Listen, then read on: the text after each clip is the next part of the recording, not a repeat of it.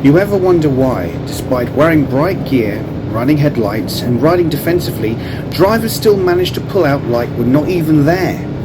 It's actually some fascinating psychology behind why car drivers don't see motorcycles, and that's what we're going to dive into today. This isn't about blaming drivers or ranting, although let's be honest, we all could. It's about understanding what's actually going on up here. In other words, in the mind. Because once you get why they don't hear, it's smarter, anticipate it, and maybe avoid becoming just another statistic. There's a term used by road safety researchers, looked but failed to see. It's exactly what it sounds like. A driver looks in your direction, sometimes makes eye contact, and still pulls out right in front of you. Not because they're malicious or even distracted, it's because they genuinely didn't process what they saw. Our brains are wired to notice movement, especially larger objects, cars, buses, lorries, but motorcycles were thin.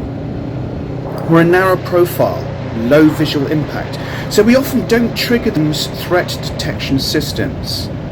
Ever heard of motion camouflage?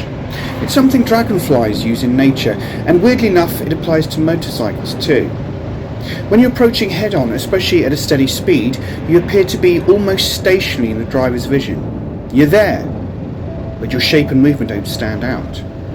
Combine that with peripheral blindness, the fact that most people don't fully register objects outside their direct line of sight, and you've got a dangerous mix. Here's the things. Our brains are lazy. They are efficient, but lazy. They filter out what they don't think is important. And unless a driver rides themselves or trained to watch for bikes, we're not at the top of that mental priority list. When they check a junction, they're subconsciously scanning for cars, not motorcycles. So even if you're right there, the brain goes, nope, nothing important, carry on. That's why so many accidents happen at T-junctions and roundabouts. The driver technically looked, but they didn't register us. At 30 or 40 or 60 miles an hour, they saw me just now. That moment of blindness is all it takes. Studies show around 2/3 of motorcycle collisions involve another vehicle, and in many of those cases the driver is at fault, often for this exact reason. So what can we actually do with this knowledge? Firstly, don't rely on being seen. Make visibility your responsibility. Bright gear helps, yeah, but think more about movement and positioning.